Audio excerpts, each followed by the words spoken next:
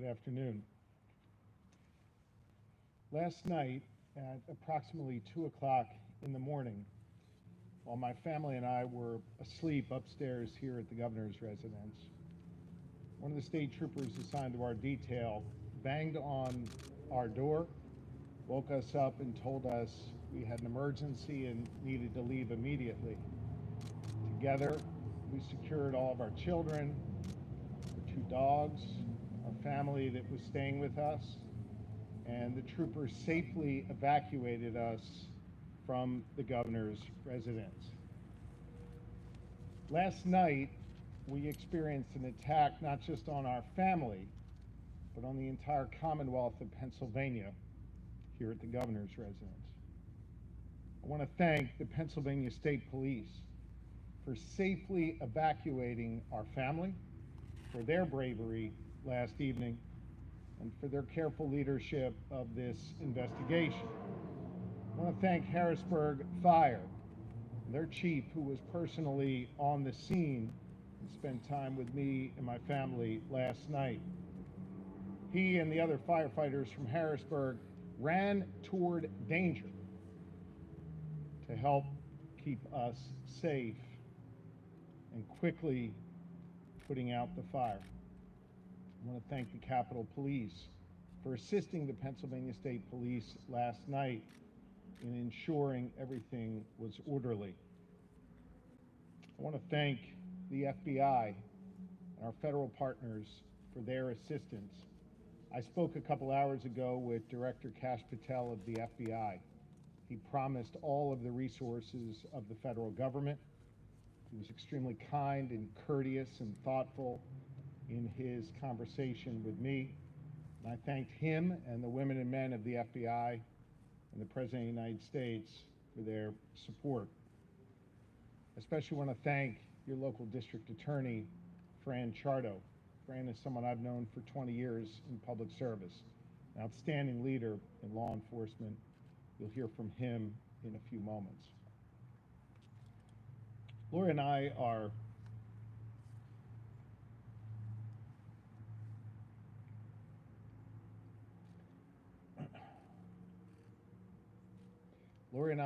overwhelmed by the prayers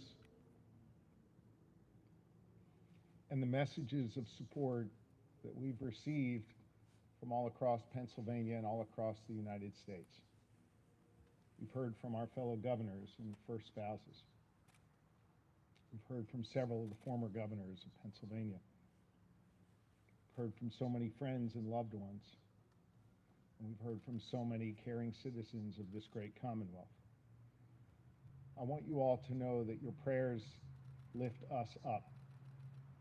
And in this moment of darkness, we are choosing to see light. And we appreciate the light that you have shined upon us. Pennsylvania State Police, led by Colonel Christopher Paris, will brief on the specifics of what transpired. But we do know that this attack was targeted. We don't know the person's specific motive yet, but we do know a few truths. First, this type of violence is not okay.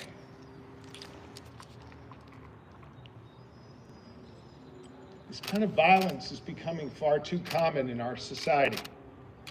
And I don't give a damn if it's coming from one particular side or the other, directed at one particular party or another, or one particular person or another. It is not okay. And it has to stop. We have to be better than this. We have a responsibility to all be better.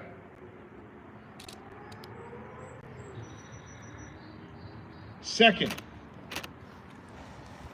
if this individual is trying to deter me from doing my job as your governor, rest assured I will find a way to work even harder than I was just yesterday for the good people of Pennsylvania. Here's a third truth. If he was trying to terrorize our family, our friends, the Jewish community who joined us for a Passover Seder in that room last night. Hear me on this. We celebrated our faith last night proudly, and in a few hours we will celebrate our second Seder of Passover again proudly. No one will deter me or my family or any Pennsylvanian from celebrating their faith openly and proudly.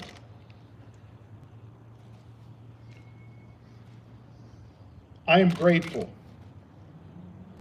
to the good people of Pennsylvania for giving me the honor to serve as their 48th governor. I will continue to pour every ounce of my being into this work. I'm going to do my best to be your governor, and right now to be a good husband and father to my family, who are obviously traumatized by what occurred here last night. We are grateful to law enforcement for helping ease some of that trauma thanks to their outstanding work. They were here within seconds, and they did an extraordinary job. Local, state, and federal law enforcement partners.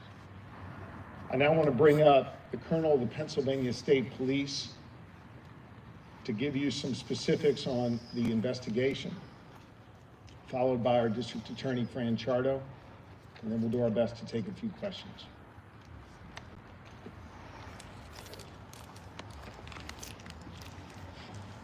Thank you, Governor. I'd like to begin by saying, on behalf of not only the Pennsylvania State Police, but all of our partners, federal to municipal, that our hearts and prayers are with you and your family during this very trying 14+ hours. I'd like to start off by preemptively offering that this is still very early in a very active and dynamic investigation. And I can tell you that we're pursuing any and all leads. We have processed the crime scene and released it just recently. You will see imminently how large and complex of a scene that it is. Physical evidence has been gathered and is in the process of being forensically analyzed, both at the State Police Crime Laboratories and also the Cumberland County Crime Laboratory, and I'd like to mention them specifically. As the governor stated, the work done by Harrisburg Fire Department was absolutely instrumental in preventing any loss of life last evening. To acknowledge again the Harrisburg Police and the major case team that the state police was able to put together. So to pause for a moment, that was comprised of and remains comprised of the Harrisburg Police Department, the Capitol Police, our partners from the FBI. I received multiple calls from the FBI SAC of Philadelphia, who happens to be out of country, and yet he took the time to call, as well as his assistant special agents in charge, who are not only here with us, but we've spoken to throughout this incident. I received a call personally from the Attorney General with an offer of any and all support. Received a call personally from the U.S. Attorney acting for the Middle District of Pennsylvania, John Greganis, offering any and all support of the U.S. Attorney's Office. And as the governor said, who you will hear from shortly, the Dauphin County District Attorney, Fran Chardo. So I can confirm at this point, as we put out already, we are conducting an arson investigation, and we're conducting an attempted homicide and aggravated arson investigation. That is the paradigm that we've operated in. A lot of the investigative tasks have focused on the who up until this point. Obviously, we're trying to piece together very early on the exact sequence of events.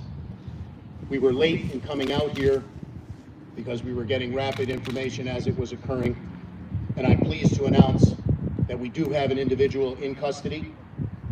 His name is Cody Balmer, B-A-L-M-E-R, age 38, with the Harrisburg Post Office address.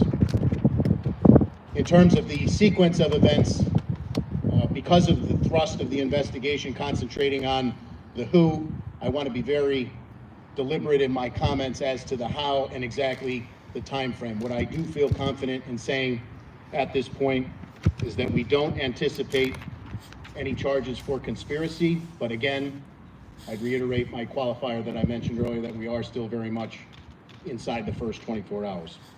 But at this point, we do not anticipate that. Likewise, the quick action of the members of the governor's detail, not only his immediate family, but some extended family members who were here. You will see from the physical plant behind me how grave the situation was. And when this occurred, I will tell you, again, the exact sequence of events. We will conduct a full review, but I feel very confident in telling you that it occurred over an extremely brief period of time, several minutes. And the quick action of those troopers last night immediately shifted to the safety of the governor and his family and his extended family. So we will certainly take a look and have a full, competent, and thorough investigation, but our hats are off to the quick action of all the first responders, not just within the state police, but as the governor said, Harrisburg Fire Department, who was instrumental in getting here quickly and getting the fire knocked down.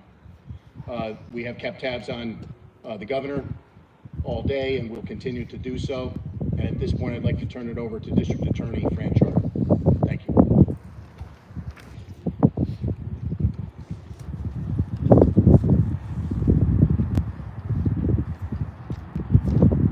We have, as the Colonel indicated, Cody Balmer is in custody.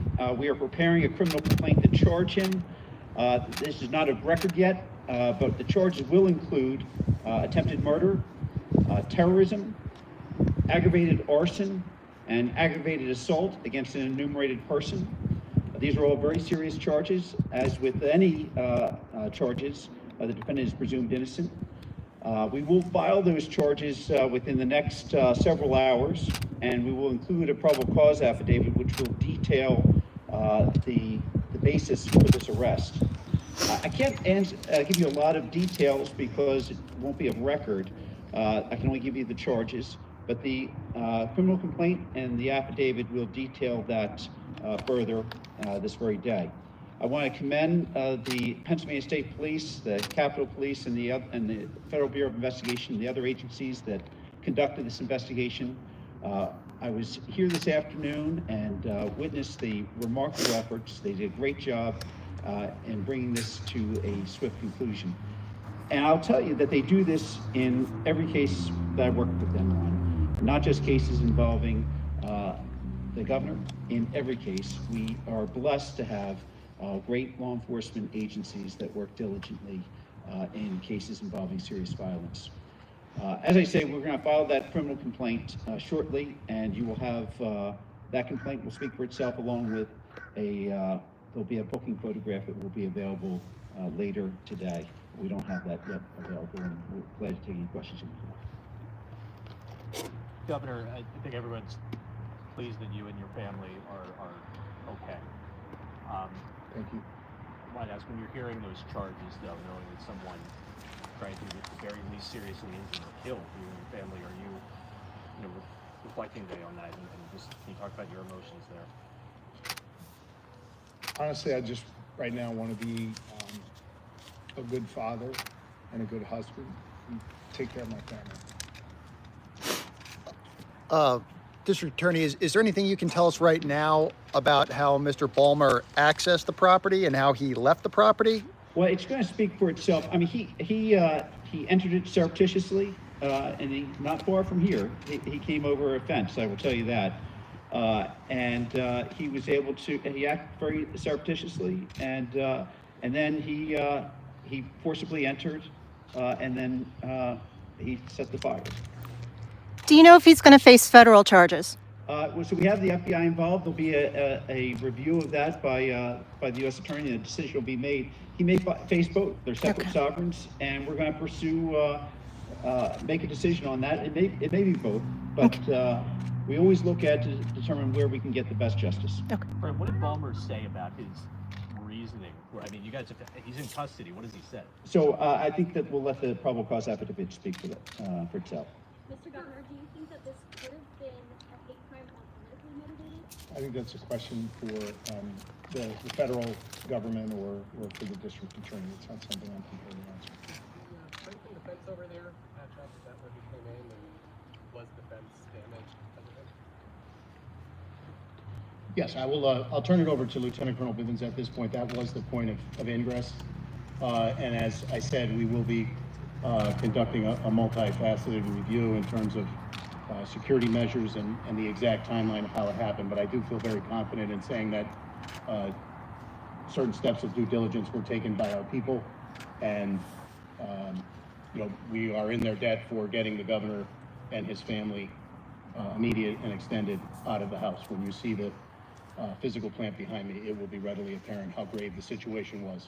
How did this happen? One second, I'll turn it over to Lieutenant Colonel Bivens.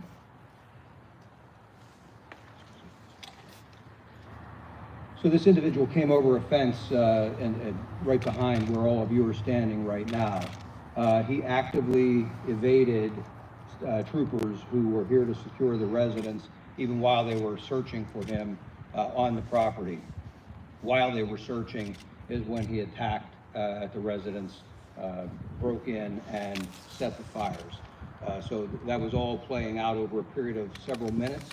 It was a very quick event that occurred. And again, troopers were actively searching for him at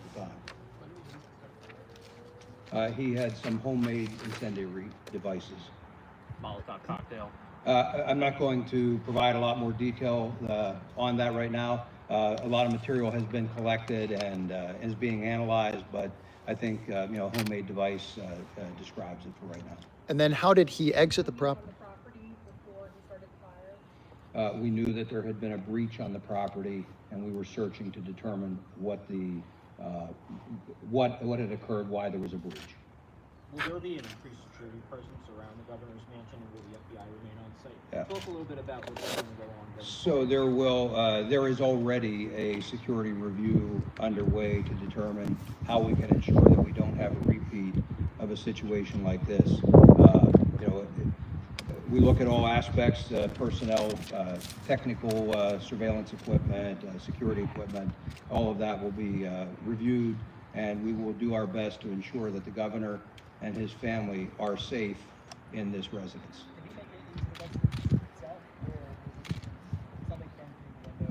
He did make it into the residence.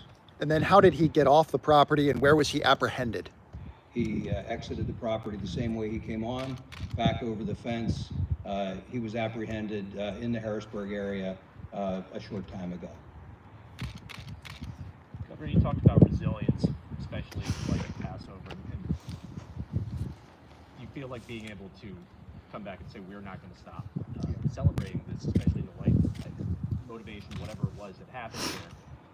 Do you think it's important to show not just Pennsylvania, but the whole country, you're not going to be fearful? I'm not fearful. I'm obviously emotional. I'm worried about my family. I want my kids to be okay. When we were in the state dining room last night, gathered with the community and family and friends, we told the story of Passover, and it's a story of going from bondage, from slavery, into freedom. I think it's an important story, both literally and figuratively, to tell.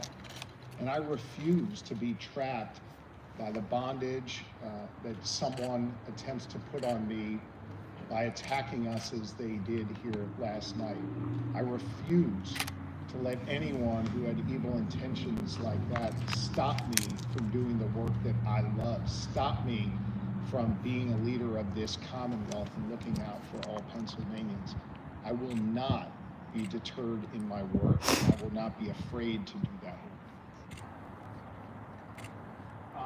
Governor Hall was in the house at the time, and how is your family feeling right now? I'm not going to get into my family and who was in the house. I will tell you that obviously, when you get woken up at 2 o'clock in the morning with a banging on the door from brave Pennsylvania State Police telling you have to immediately evacuate, that's jarring, especially for children. They're doing okay now. They're all together. And as I said, shortly here, we're going to celebrate our second Seder together. We're going to have more family time. And I trust that Laura and I will make sure our kids get through this well, listen to them, be there for their emotional needs, be there for their mental health support, our mental health support, and making sure that everybody is able to get through this and continue on with our lives. Me doing the important work I'm doing, my wife, our First Lady, doing the important work they're doing, and our kids being normal kids, doing what they do. Governor, was there any question from a security standpoint, any discussion? I'm sorry, I just didn't hear the beginning of your Governor, question. any question from a security standpoint, any discussions about having you come back to the scene so soon? And was this something you I'm wanted not to do? going to get into Sort of- my security. I have total confidence in the Pennsylvania State Police to keep us safe. As far as the suspect in custody goes, where are we at right now in terms of warrants for the residents or speaking to family members associated with the suspect? How is that going to play out now that all the federal agencies are involved in the state? So there are currently searches underway, some with consent, warrants where necessary. That will play out through the remainder of the evening, no doubt, and beyond if necessary. All of that information and evidence will be collected and worked through the district attorney's office. A decision at some point in the future, as the DA said, will be made whether there is anything that rises to the level of a separate federal prosecution. But for right now, we're operating all under state rules of evidence and procedures and collecting what we need for the state charges. Did the suspect seem like he knew the layout of the mansion area and like where he planted the homemade devices was very intentional? I don't know that we can yet fully characterize how much he knew. That's all part of the ongoing investigation in terms of the layout. I will tell you that he clearly had a plan. He was very methodical in his approach and moved through it without a lot of hurry, again, in a very methodical, planned manner, and carried it out, although in a very short period of time. When I said that he was in the residence, he was inside for less than a minute. It all happened very quickly, and he was back out. How long was he on the property before that? That's all part of the investigation. We do have an idea because we know when we were alerted to the breach. It was a number of minutes, but again, all of that is part of the ongoing review as to where he was and how that time was spent on the property. Let me just say one last thing, and we're going to wrap this up. Lori and I and the kids just feel so honored to have the privilege the good people of Pennsylvania have given us to be able to live in this house. This house functions as a welcoming place for Pennsylvanians to come and to learn and to celebrate and to be together. And that is a direct result of the extraordinary work that the staff does here at the governor's residence, led by Claire Ramsey. I want to just say they are traumatized by this as well. Lori and I spoke to them earlier today to let them know that they're part of our family as we are theirs. Many of them have been here through multiple administrations, some as long as 2 decades. And we want them to know how much they are appreciated. If you've ever come here on a tour, or you've been privileged to be here for an event, it's a wonderful member of the governor's resident staff who greets you, cares for you, who feeds you, and who makes sure that you enjoy your visit. And I just want to say a special thanks to them. They're going through a lot right now. They know that Laura and I have their backs, and it's going to take some time for them to work through this as well. But I told them, we'll clean this up, get it repaired, we'll get it rebuilt, we'll get rid of that smell of fire and smoke, and we'll be back very soon. We'll be back to welcome the community into this residence with the smiles and the warmth of the people that make up this town. So I want to thank all of you for your sensitivity here. For those who are celebrating Passover, I wish you a happy Passover. I know some are observing Palm Sunday and getting ready for Easter. I want to wish you the very best as well.